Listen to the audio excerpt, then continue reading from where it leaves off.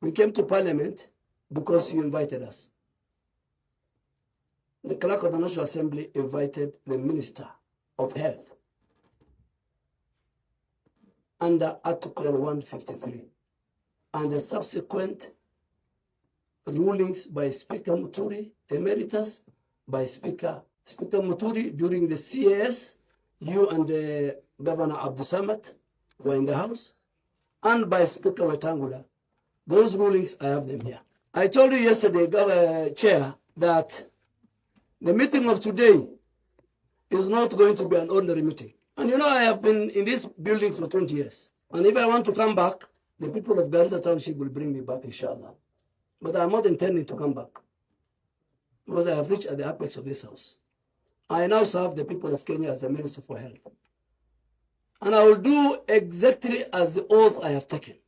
And I will hold my integrity. Your members are not here. They left. They made noise because that was their intention. I knew this meeting.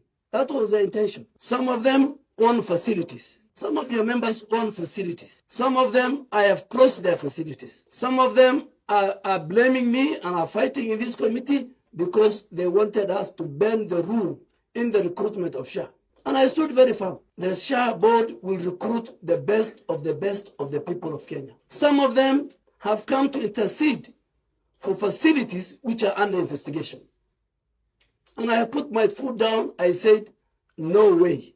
And the floor of this house and this committee will never be used to intimidate me, to coerce me, to blackmail me, to extort me. I am answerable to this house. I was vetted by this house. I have lived in this house. I have the highest respect for members of Parliament and its leadership. Starting with you, Chairman.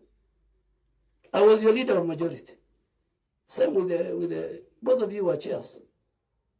If there is a place I respect in this country, it is the corridors and the precincts of Parliament. But notwithstanding that, I am not ready to play monkey games. Universal health care, UHC, as you have said it yourself, was the brainchild of President Kibaki. Cartels, crooks, and leaders did not want it to happen. President Uhuru Kenyatta, who I have closely worked with him as the leader of majority, wanted to implement universal health coverage. He did a pilot in 4 counties of Kisumu, Nyeri, Machakos, and Isiolo. Midway, the same cartels and leaders made him not to implement it.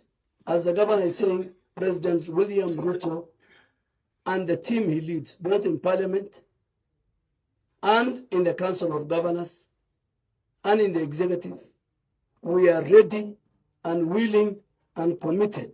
The citizens are committed. Today, close to 27 million Kenyans have registered as SHA members. Today, as we sit here, in 1 year, we have collected 79 billion under the Social Health Insurance Fund, compared half of what SHA, NHIF, used to collect. Today, over 5 million Kenyans are accessing primary health care, free of charge, paid by this government under the leadership of William Ruto and passed by this Parliament. In this budget, you have passed 13 billion. Today, we are an example. Everywhere, I was with you in New York. The whole of Africa wants to learn how we are implementing UHC. But the biggest problem we are facing is fraudsters, fake facilities, leaders who are conflicted. And Chairman, I want to categorically say, I have a duty, the Council of Governors have a duty, a moral duty. Today, me and you and the Governor Abdul Samad, we pay more than what we used to pay the 2,000 of NHIF. Today, I pay close to 32,000. What am I paying for? To make healthcare delivery accessible. As I told you today, any Kenyan who has SHIF can go to Nairobi Hospital, can go to Khan Hospital. When we come here to give answers to the people of Kenya through their elected leaders. Respect is two-way. A member of your committee, and I want to go and answer. A member of your committee is sitting here has written a barrage of questions, and I'll give it to the Speaker, through a journalist. And the journalist said, Honorable member of this committee has asked me to you answer these questions. And I've told that journalist, I will answer the questions when I'm called upon by the committee. I mean, for me to be the Minister of Health is not life and death. For me to be the Minister of Health, for it to be life and death, it is I must deliver accessible, affordable, quality health care on behalf of President William Ruto. Working together with your committee, working together with the Council of Governors, working together with the faith-based organizations, working together with the private sector practitioners. As we have been sitting here, and some members have left, and they were, you can see the drama. The whole essence of your members was to cause the drama, allow the media, and by the way, this is very democratic. Should not disturb you. Me and you and Abdul Samad, we presided very chaotic house where members vote, where they poured water on each other. This is a small thing. But the good thing is, I have called them out. Those who I know have a conflict of interest in as far as sitting in this committee is concerned. And I'm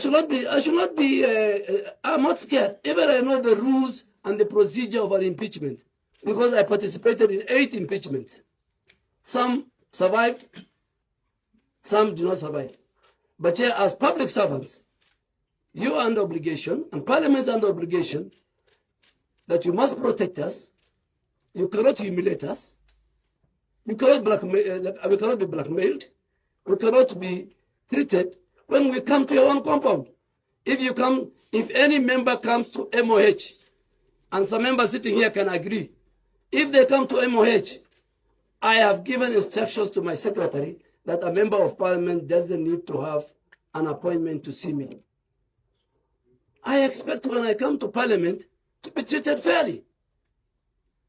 But if you want to represent the hospitals I have closed, if you want to represent the people the DPP is going to charge, if you want to represent the ones who don't want their NHIF pending bill to be verified, if you want to represent people who have got different political orientation, who want to curtail the universal health coverage, a very key pillar and agenda of President Ruto and ourselves and the whole country, then you better look for another minister, not Waziri Duale. I'm a very honest man. I respect members of Parliament, but those who come with clean hands must be received with clean hands.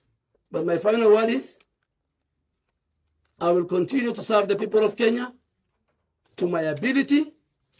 Parliament is a house where I lived for many years. It's a house where I educated my children. It's a house where I used to pay my bills. It's a house that has honorable members, those who fit in that. And if I have offended any one of them, as a minister representing government, I apologize.